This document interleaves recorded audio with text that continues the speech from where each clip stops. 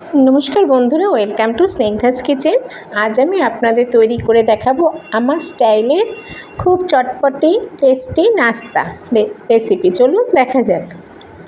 যেসব ছোটো বাচ্চারা খেতে ভালোবাসে না তাদের জন্য তো খুবই ভালো, এটা বানিয়ে দিলে তারা সঙ্গে সঙ্গেই খেয়ে নেবে। তো এর জন্য লাগছে 2টো ডিম, একটু হাফ চিজ, আর একটা পেঁয়াজ আর একটা কাঁচা লঙ্কা। তো ডিম দুটোকে নিয়ে ভালো করে লঙ্কার সঙ্গে আগে ফেটিয়ে নেব। নুন আর লঙ্কা দিয়ে ডিমটাকে খুব ভালো করে ফেটিয়ে নেব। যতটা ফেটাবেন জানবেন তত সফট হয়ে ফুলে যাবে ডিমটা। আর পেঁয়াজটা কেটে নিয়েছি, একটা ছোট পেঁয়াজ 2টো ডিমের জন্যে। পেঁয়াজটা প্যানে 1 চামচ সাদা তেল দিয়েছি, একদম খুবই তেল কম। এই তেলের মধ্যে পেঁয়াজটাকে একটু ভেজে নেব। একটু পেঁয়াজটা ভাজা হয়ে গেলে, যাতে কাঁচাটা না থাকে সেরকম একটু ভেজে নেব। ভাজাটা হয়ে গেলে দেখুন হালকা লালচে হয়েছে, তা এর মধ্যে পুরো ডিমটাকে ঢেলে দেব।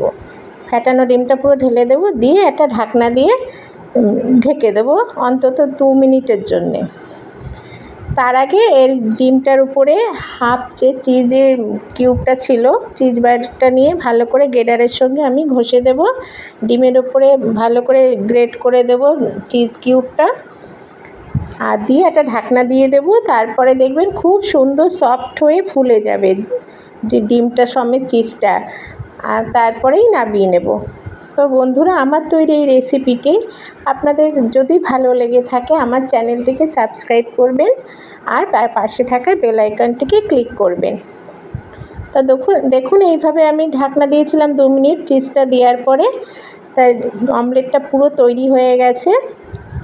তো এইভাবে যদি আপনারা আপনাদের বাচ্চাদেরকে বানিয়ে দেন বা নিজেরাও বানিয়ে নেন, খুব ভালো লাগবে খেতে, এটা ভীষণ ভালো, তাই আমি আপনাদের সঙ্গে শেয়ার করলাম।